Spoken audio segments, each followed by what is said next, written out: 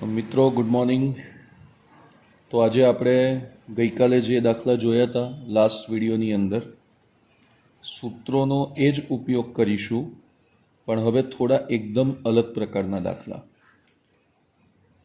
અને સૂત્રો તો તમને જે પેલા દ્વિઘાત બહુપદીમાં શૂન્યોનો સરવાળો કે દ્વિઘાત બહુપદીમાં શૂન્યોનો ગુણાકાર કે ત્રિઘાત બહુપદીમાં શૂન્યોનો સરવાળો, શૂન્યોના ગુણાકારનો સરવાળો અને શૂન્યોનો ગુણાકાર, આ સૂત્રો જે મોઢે કર્યા છે ઉપયોગ તો એ જ સૂત્રોનો તમારે કરવાનો છે, પણ દાખલા જે છે એની મેથડ કે પદ્ધતિ થોડી બદલાઈ છે, એટલે નવા પ્રકારના દાખલા।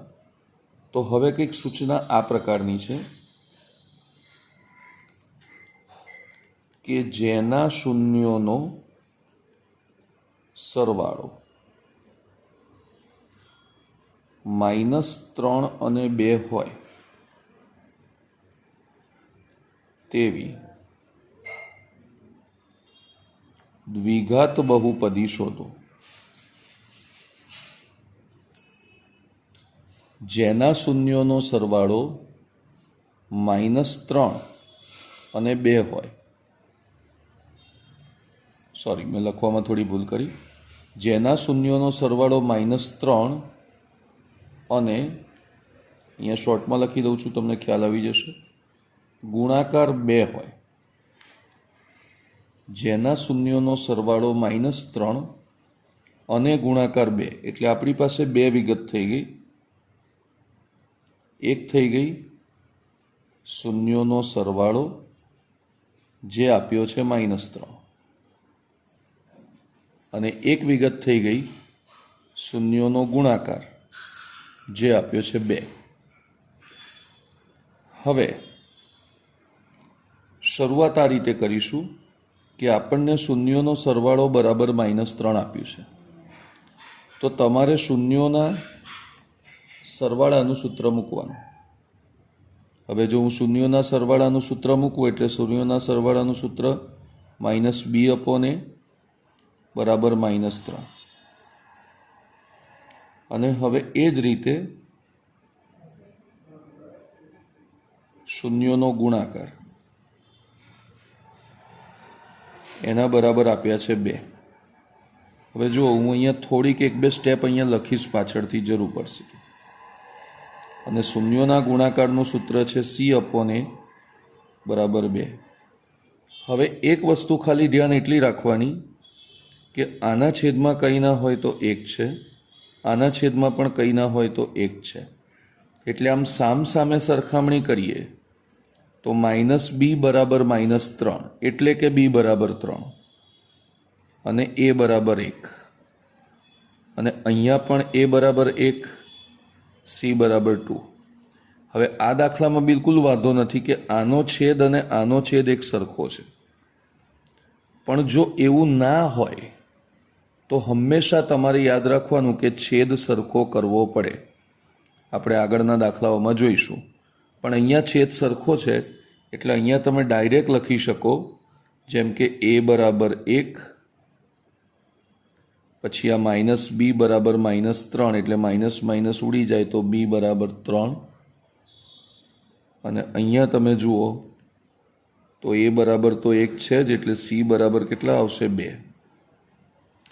તો આ રીતે તમને a ની કિંમત 1 મળી, b ની કિંમત 3 મળી, c ની કિંમત 2 મળી। તમારે શોધવાનું શું છે? દ્વિઘાત બહુપદી। હવે જો તમારે દ્વિઘાત બહુપદી શોધવાની છે તો તમારે દ્વિઘાત બહુપદીનું વ્યાપક સ્વરૂપ લખો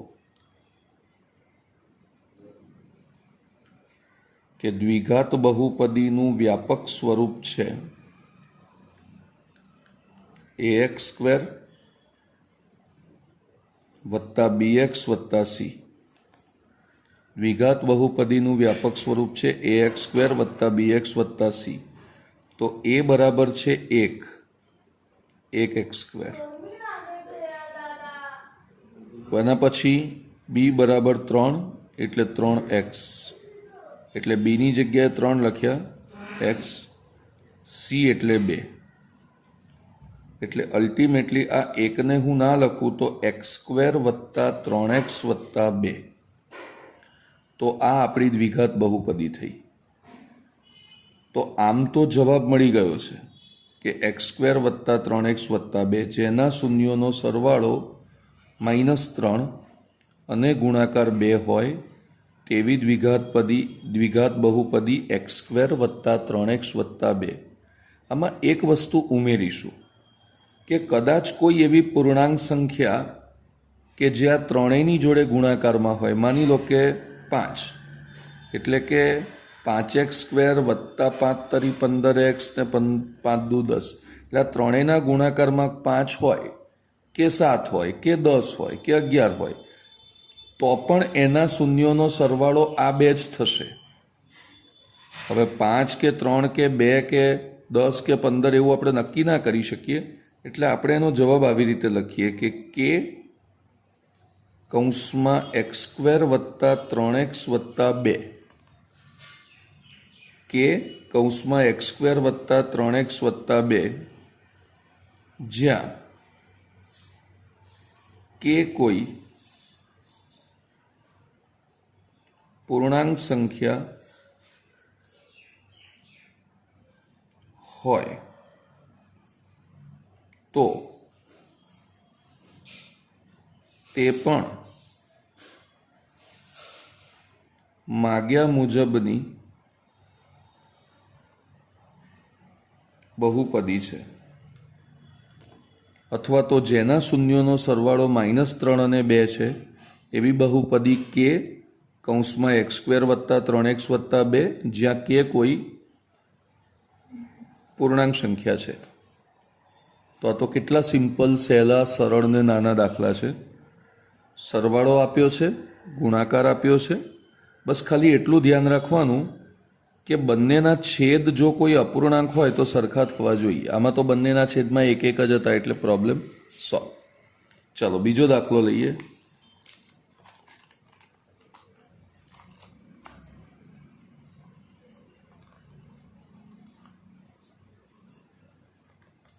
સેમ આ જ રીતનો દાખલો કે જેમાં તમને શૂન્યોનો સરવાળો આપ્યો છે 1/4, જેમાં તમને શૂન્યોનો સરવાળો આપ્યો છે 1/4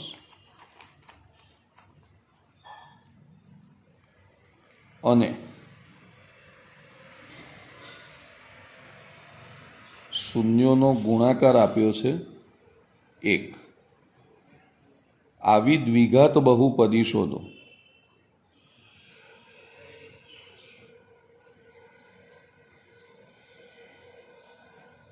જે દ્વિઘાત બહુપદીમાં શૂન્યોનો સરવાળો 1/4 અને શૂન્યોનો ગુણાકાર 1 હોય તેવી દ્વિઘાત બહુપદી શોધો. ચાલો, શૂન્યોનો સરવાળો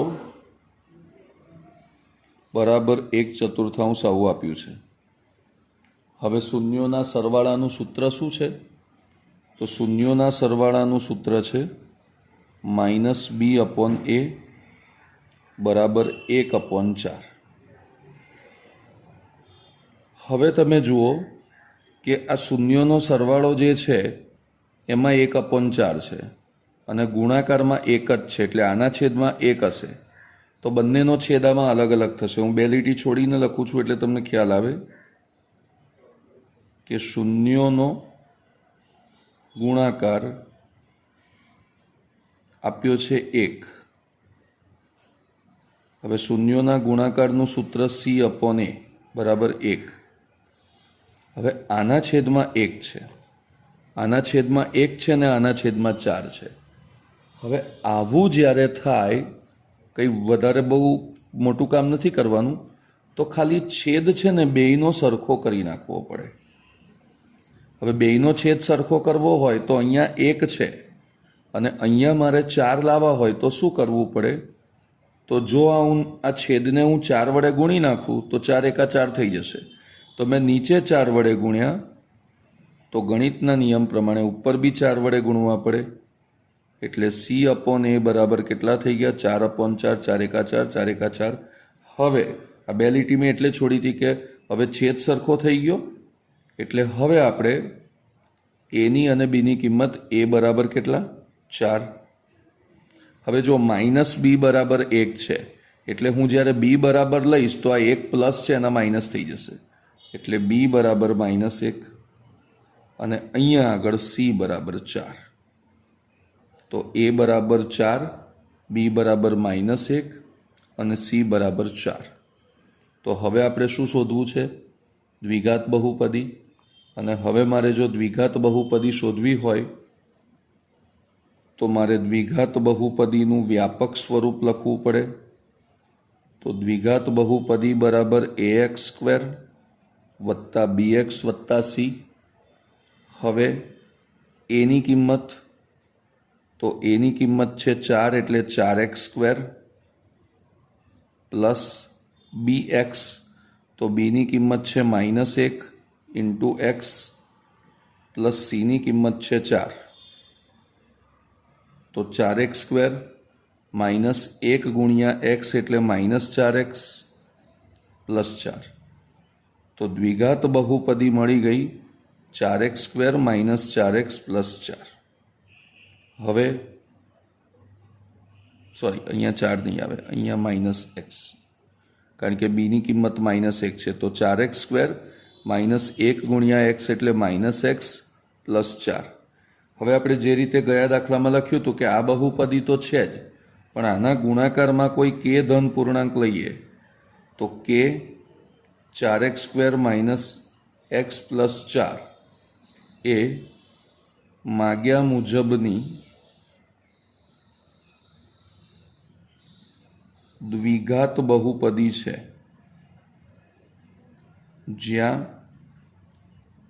કે પૂર્ણાંક સંખ્યા છે.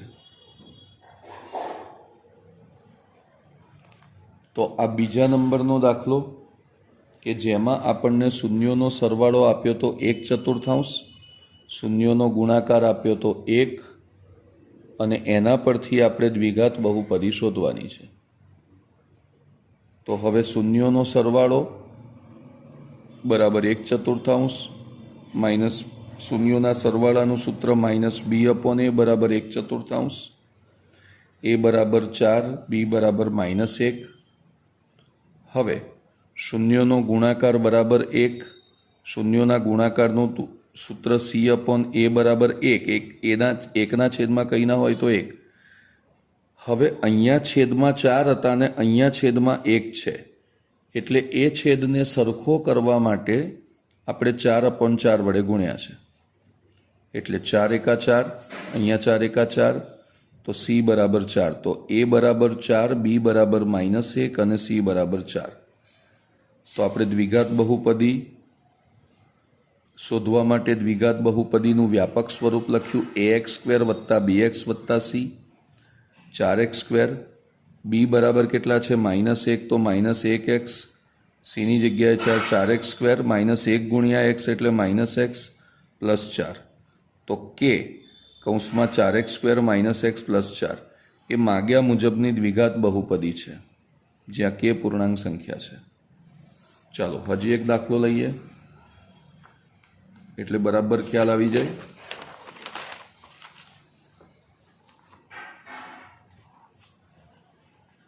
શૂન્યોનો સરવાળો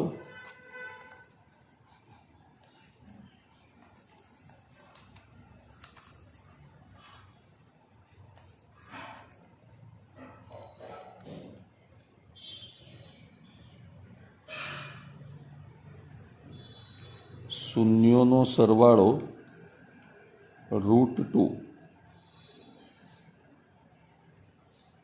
અને શૂન્યોનો ગુણાકાર 1/3 હોય આવા પ્રકારની દ્વિઘાત બહુપદી શોધો.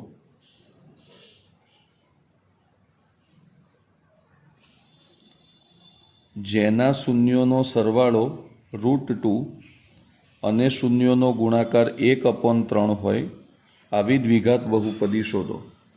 હવે આમાં અહીંયાથી જ ખબર પડી જવી જોઈએ કે બંનેના છેદ સરખા નથી. એટલે આ ગુણાકાર જે પાછળથી લખીએ એમાં છેદમાં 3 આપ્યા છે અને આના છેદમાં 1 હશે, તો આપણે આના છેદમાં 3 લાવી દઈએ તો બંનેના છેદ સરખા થઈ જાય. એટલે આવી રીતે કંઈક થાય કે શૂન્યોનો સરવાળો બરાબર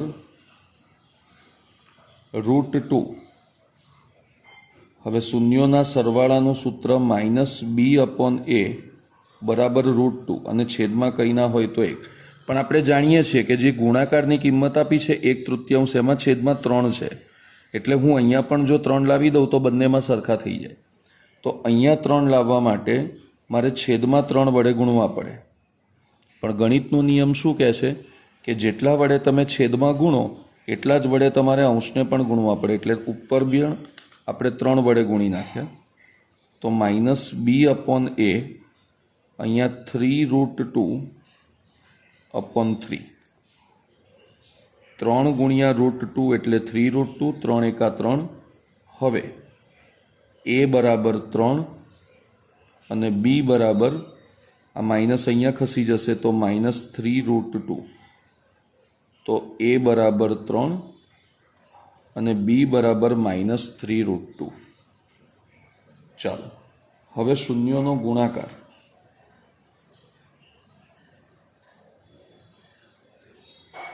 તો શૂન્યોનો ગુણાકાર આપ્યો છે 1/3. શૂન્યોના ગુણાકારનું સૂત્ર છે c/a બરાબર 1/3. હવે a બરાબર કેટલા આવશે? 3 અને c બરાબર કેટલા આવશે? 1. તો a બરાબર 3 તો બંનેમાં સરખા જ છે, નહીં લખીએ તો બી ચાલશે, અને c બરાબર 1. તો a બરાબર 3, b બરાબર -3√2 અને c બરાબર 1. હવે આપણે દ્વિઘાત બહુપદી શોધવી છે,